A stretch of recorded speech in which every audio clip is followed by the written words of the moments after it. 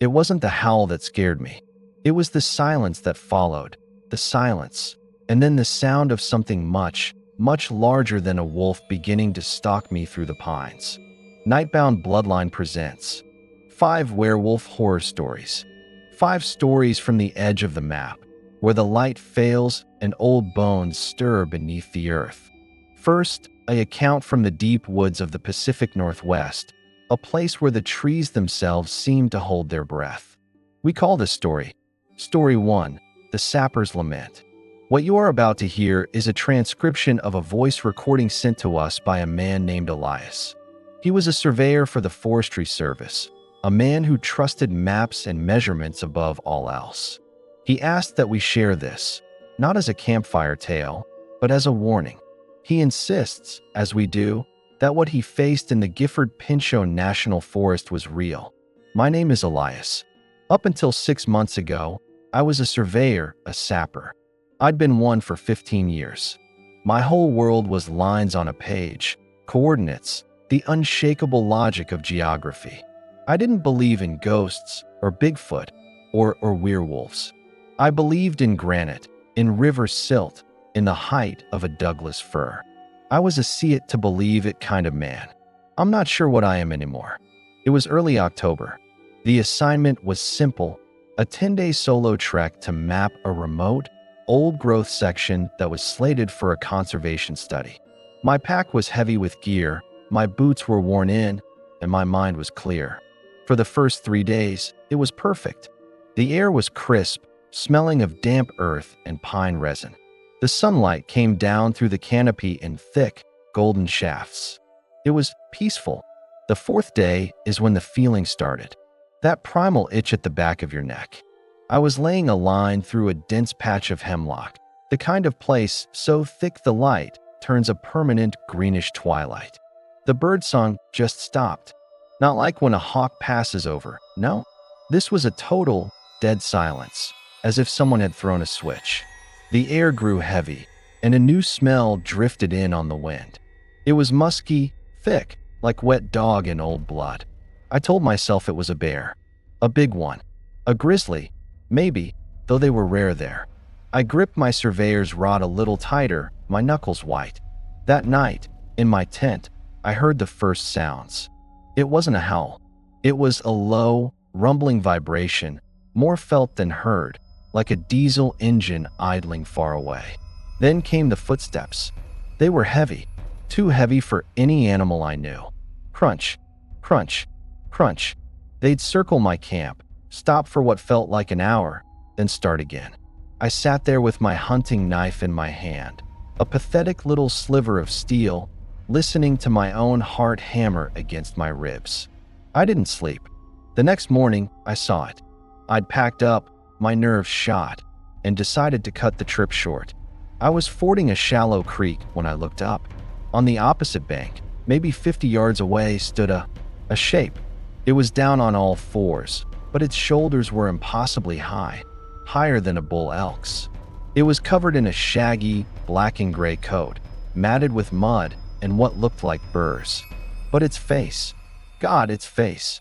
It wasn't a wolf's snout. It was too short, too blunt, almost like a hyena's, but twisted. And its eyes, they weren't the reflective orbs of a nocturnal animal. They were a pale, sickly yellow, and they held an intelligence that made my blood run cold. It was watching me, not like prey is watched, but with a cold, calculating curiosity. It lifted its head and sniffed the air, a long, deep pull. Then it rose. It didn't just stand up like a bear. It unfolded. Its back legs straightened, and its front limbs were too long, ending in paws that were more like hands with thick, black claws. It stood there, on 2 legs, 8 feet tall if it was an inch, and it looked right at me. It was a blasphemy, a thing of muscle and bone put together all wrong. This was no bear. This was nothing from any biology textbook. It took a step towards the creek, then another. It wasn't running. It was a slow, deliberate stalk, its yellow eyes locked on mine. That's when the fear truly seized me, a cold, gut-wrenching terror that emptied my mind of everything but one command: Run. I turned and I ran. I crashed through the undergrowth, branches whipping at my face, my pack tearing at my shoulders. I could hear it behind me, not running either, but keeping pace, its footsteps a steady, relentless thump. Thump. Thump on the forest floor. It was playing with me. I could hear a sound coming from it now, a low, gurgling chuff that was almost like laughter. I don't know how long I ran. My lungs were on fire. I tripped over a root and went down hard, my head spinning. I was done. I knew it. I curled up, waiting for the impact, the tearing of teeth. But it never came. The footsteps stopped. The forest was silent again. I dared to look up. It was just standing there at the edge of the trees, watching me. It tilted its head, and then it did the most terrifying thing of all. It lifted one of those grotesquely long arms and pointed. Not at me, but past me, down the game trail I'd been following. It was hurting me, showing me the way out. I scrambled to my feet, and I didn't stop running until I stumbled out onto a fire road hours later, where a logging truck found me, babbling and covered in filth. I never went back for my gear. I quit my job. I moved to the city, but I see those yellow eyes every time I close my own. I was a man who trusted in the tangible, the measurable. Now, I know there are things in the dark that defy all measurement, and I know, with a certainty that chills me to my soul, that it let me go, not out of mercy, but to make sure I carried the fear back with me. The account of Elias, a man whose world was built on coordinates and facts, forever fractured by something that defied both. His story is a stark reminder that the oldest forests hold more than just trees. They hold echoes of a world we've tried to forget. But the darkness takes many forms. Our next tale comes not from the deep wilderness, but from the deceptive quiet of a suburban fringe. A place where the howl of a coyote is a common sound, until it isn't. Story 2. The Thing in the Thoreau Cove. This account was sent to us by a woman named Maria, a night shift nurse who learned that the most dangerous predator is not always the one that stalks the wild, but the one that has learned to stalk the edges of our own backyards. My name is Maria. I'm a night shift nurse at County General. My husband, Ben, and I moved into our house on the edge of Thoreau Cove about 2 years ago. We loved it for the quiet, the way the woods came right up to our backyard. It felt peaceful. Safe. I've always been a practical person. My job is about blood pressure, heart rates, hard data. I don't have time for superstition. It started in late November. The first thing I noticed was the silence. The usual chorus of crickets and frogs from the cove just vanished. A few nights later, the neighborhood dog started. Not the usual barking at a passing car. This was different. A frantic, terrified yelping that would cut off abruptly. We found old Mr. Henderson's Labrador, Rex, the next morning. The vet said it was a coyote attack, but the damage was too severe. The fence around his pen was 6 feet tall. Ben just shook his head and said, "Must have been one hell of a coyote." My shift ends at 3 a.m. I'd usually get home around 3:30, the world asleep and dark. One night, pulling into my driveway, my headlights swept across the tree line. For a split second, they caught a pair of eyes. They weren't low to the ground like a deer's. They were high up, about 7 feet, and they glowed a dull, coppery orange. They were gone before I could even process it. I told myself it was a trick of the light, my tired mind playing games. But it kept happening. I'd see those eyes in the periphery. I started hearing things, too. A low, guttural panting from the blackness beyond our property line. It sounded wet, labored, like an animal with a respiratory infection. One night, I was taking out the trash, and the smell hit me. It was that same smell Elias described, a thick, feral stench of wet fur and something rotten, like old meat. It was so strong it made my eyes water. The confrontation happened on December 23rd. I got home exhausted. Ben was already asleep upstairs. I was in the kitchen, making tea, when I heard a sound from the backyard. A soft, rhythmic thump, thump, thump. I peered through the blinds over the sink. The motion sensor light on the garage hadn't come on. The yard was bathed in the weak, blue light of the moon. And it was there.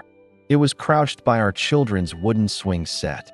It was massive, its fur patchy, mottled gray. Its shoulders were bunched with muscle, and its spine was a grotesque ridge of vertebrae pushing against its skin. It was using one of its long, twisted arms, ending in a hand with two mini knuckles, to push the empty swing. Thump, thump, thump. The chains groaned with each push. It turned its head. Its snout was shorter than a wolf's, its mouth slightly open, revealing a row of thick, yellowed teeth. And those copper-orange eyes fixed directly on me through the window. There was no animal curiosity in that gaze. There was a chilling, malevolent recognition. It knew I was watching. It knew I was afraid. It slowly stood up, the swing still swaying behind it. It took a step towards the house, then another, its movements unnervingly fluid for something so large. It stopped at the edge of the patio, just beyond the reach of where the light would have triggered. It was hiding in the dark on purpose. It lifted its head and let out a sound that wasn't a howl or a growl. It was a choked, gurgling whisper, a horrible mimicry of a human voice trying to form a word. It sounded like home. I stumbled back from the window, my hand clamped over my mouth to stop myself from screaming. I fumbled for my phone, my hands shaking so badly I could barely dial 911. By the time the police arrived, it was gone. They found nothing but deep, three-toed prints in the soft earth by the swing set and the lingering, foul smell. We moved out a week later. We lost our deposit, we lost a lot of money, but I didn't care. I still work nights, but now I keep the blinds shut tight. I jump at every sound. That thing, it wasn't just hunting for food. It was studying us. It was learning our patterns, our boundaries. It knew where we lived. And the way it looked at me, it wasn't the look of a predator to its prey. It was the look of a new neighbor staking its claim. A predator at the swing set, a monster in the moonlight that knew the meaning of the word home. Maria's story chills precisely because of its setting. The illusion of safety shattered. It suggests that these entities are not confined to the untamed wilds, but are learning to navigate the edges of our own world.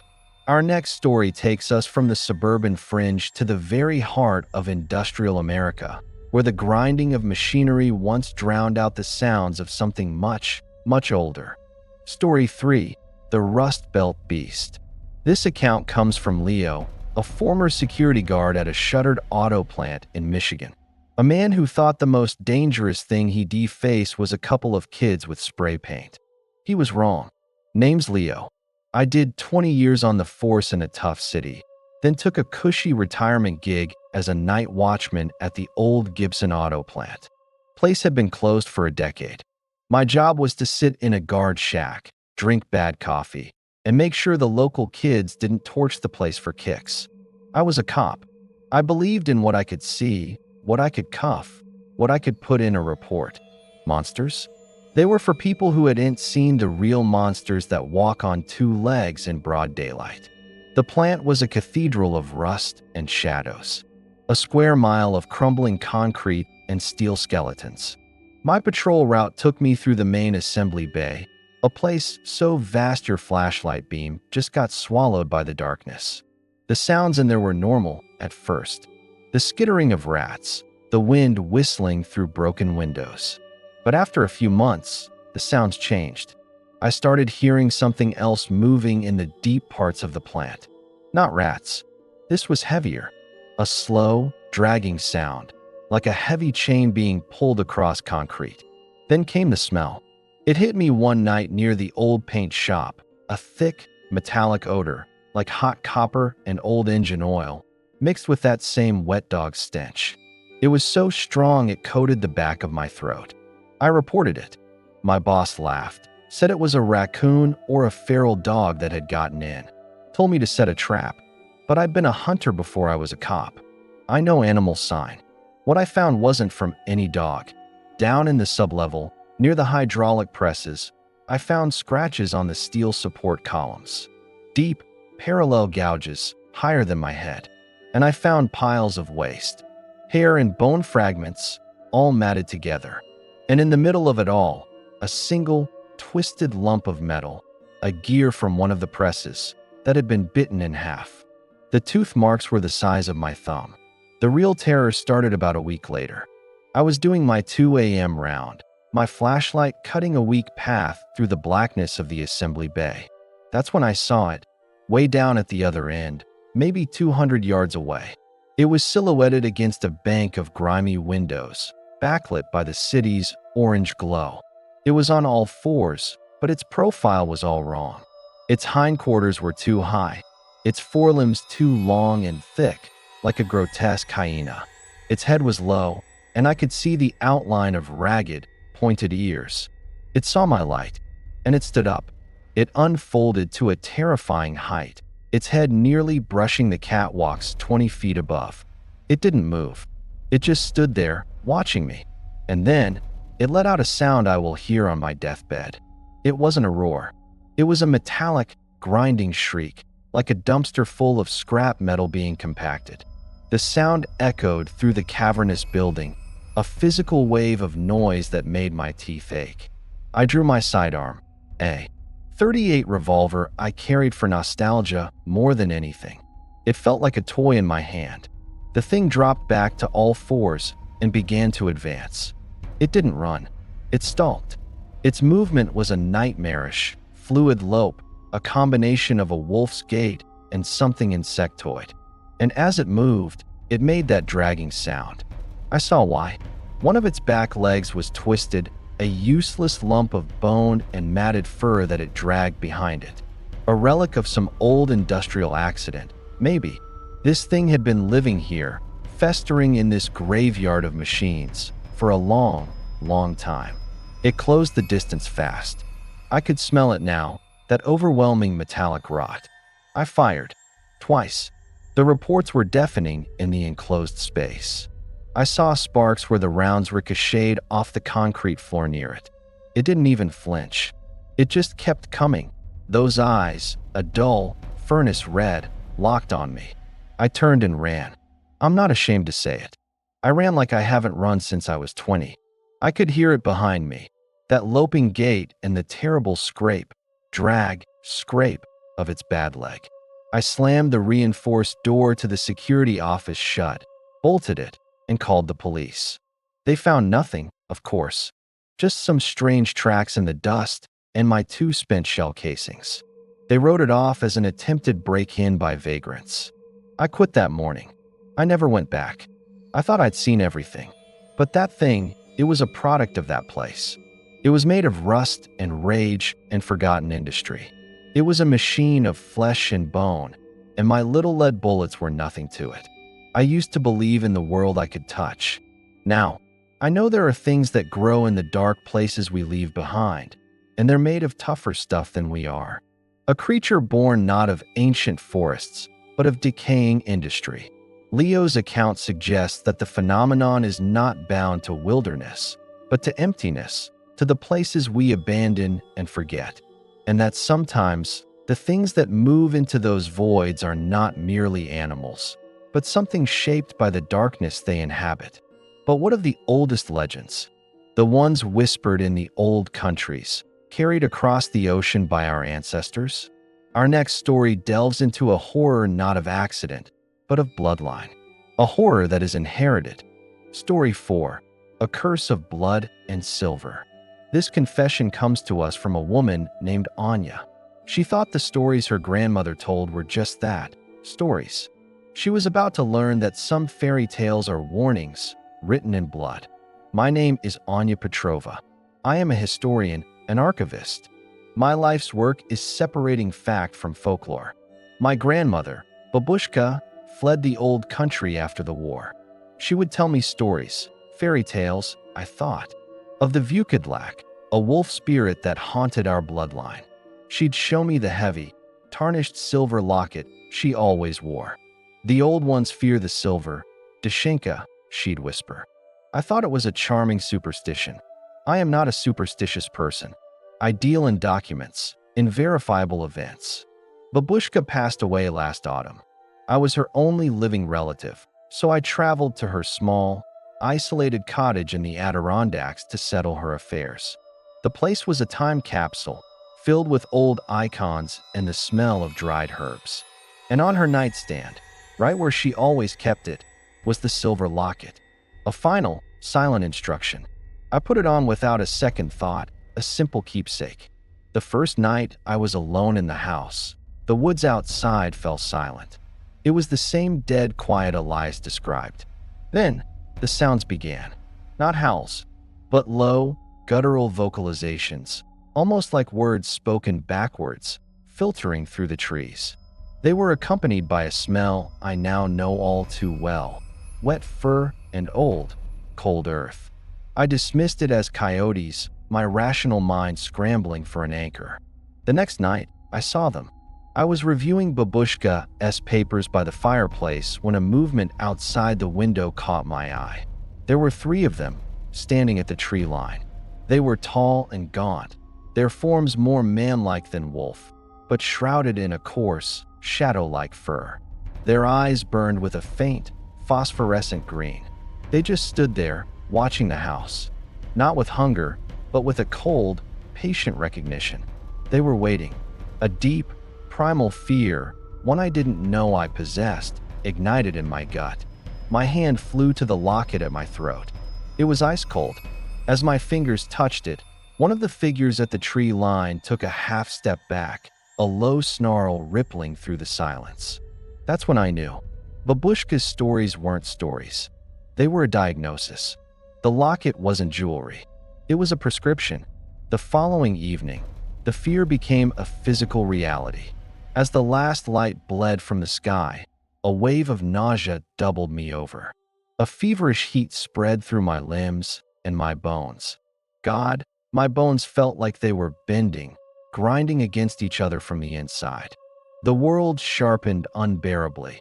I could hear the scuttling of a beetle under the floorboards, smell the damp rot in the woodpile 50 yards away. I stumbled to a hall mirror, and I saw my eyes glowing with that same sickly green. The curse in my blood was stirring, answering the call of the ones outside. I clutched the locket so hard the silver filigree bit into my palm. A searing, purifying cold shot up my arm, a pain that felt like touching dry ice. And as that cold spread, the feverish heat in my body receded. The grinding sensation in my bones subsided to a dull ache. The locket was fighting it, holding the change at bay. That's when the largest of the 3 creatures stepped out from the trees. It was taller than the others, its form more bestial, its muzzle elongated and filled with yellowed fangs.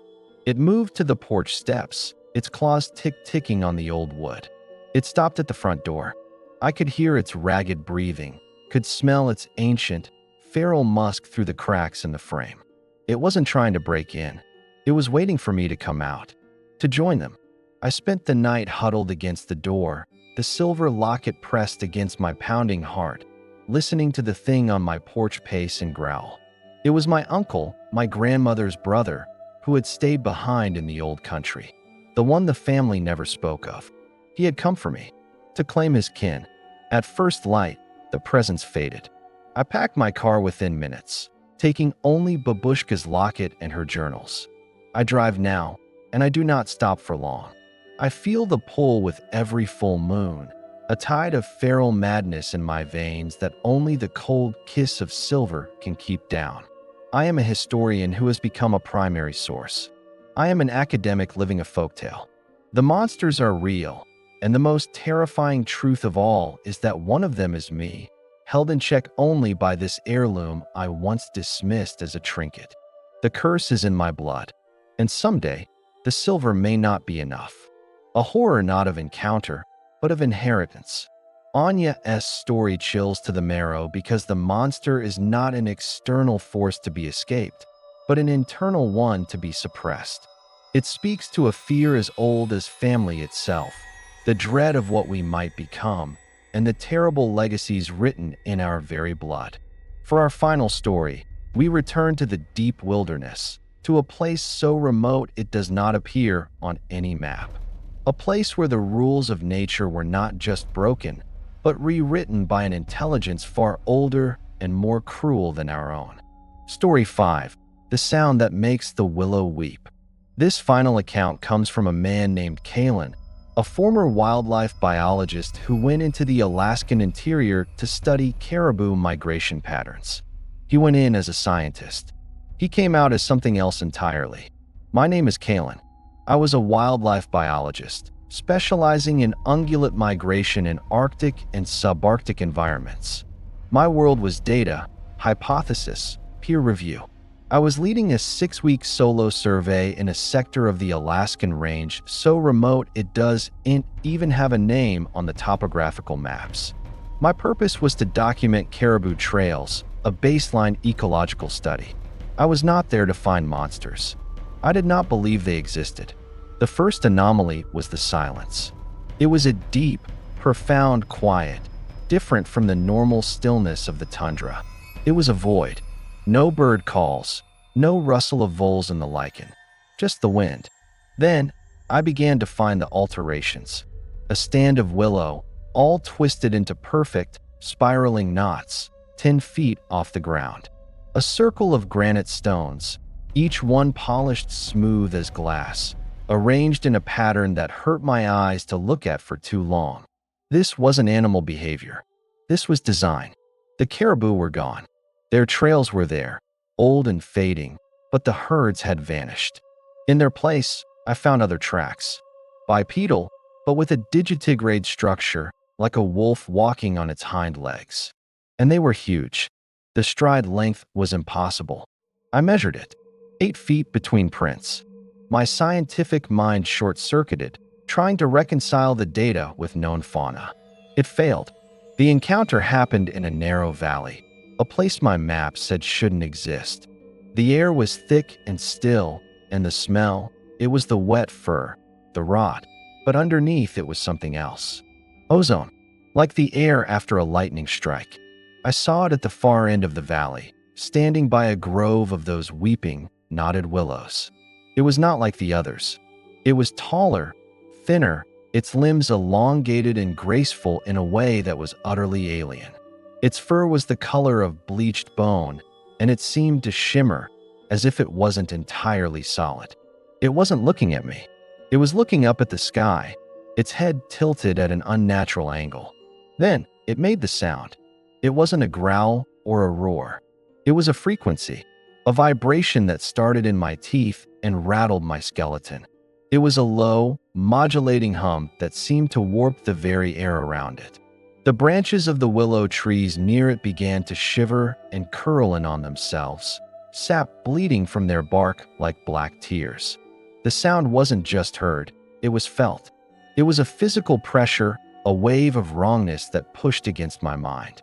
My Geiger counter, clipped to my vest, went haywire, screeching before the speaker cracked and fell silent. It turned its head. Its eyes were not yellow or red or green. They were black. Perfectly, infinitely black, like holes punched through reality. And in that gaze, I felt not animal hunger, but a cold, ancient intellect. A curiosity so vast and indifferent it was more terrifying than any malice. It didn't stalk me. It simply observed. It took a step towards me, and the world warped around it. The distance between us seemed to stretch and compress. The tundra grasses beneath its feet didn't bend. They withered, turning gray and brittle in an instant. It was unmaking the world around it just by existing in it. I didn't run. I couldn't. My body was frozen, locked in place by a terror so absolute it was a physical force. The thing tilted its head again, and I felt that horrific sound not in my ears, but inside my own skull. It was a question, a probe. It was trying to understand what I was, and the process was tearing my mind apart. I don't know how I escaped. One moment I was there, on the verge of my consciousness simply unspooling. The next, I was miles away, running, my lungs burning with the cold air, my nose bleeding freely. I had dropped my pack, my rifle, all of it. I didn't care. I made it back to civilization a week later, half dead from exposure. My report was dismissed as a psychotic break brought on by isolation. I lost my job, my career. I am no longer a scientist. Science requires a stable, predictable universe. I have seen that our universe is not stable. That thing, it wasn't just an animal. It was something older, something that operates on laws of physics we can't comprehend. It wasn't hunting. It was gardening. And I was an insect that had crawled into its plot. The sound it makes, I still hear it in my dreams. It's the sound of reality breaking. And I fear that one night, I'll wake up and the world outside my window will have started to weep. From the calculated cruelty of the sapper's beast to the suburban stalking of the thing in Thoreau Cove, the industrial aberration of the Rust Belt beast, the inherited curse of blood and silver, and finally the reality-warping horror of the Alaskan entity. 5 stories, spanning a spectrum of terror. Each one a stark reminder that the world is far stranger and far more dangerous than our comfortable lives would have us believe. These are not mere ghost stories. They are warnings from the edge. Reports from the front lines of a hidden war for the soul of the world, a war fought in the shadows of our forests, our factories, and our very bloodlines. We at Nightbound Bloodline thank you for bearing witness. If you have a story of your own, a brush with the darkness that lingers just out of sight, we invite you to share it in the comments below. Your account could be the next warning we share with this community. If you found yourself captivated by these tales of the unknown, please show your support by liking this video and subscribing to the channel. Turn on notifications so you never miss a descent into the shadows. This has been Nightbound Bloodline. Thank you for listening. Until next time, sleep with one eye open.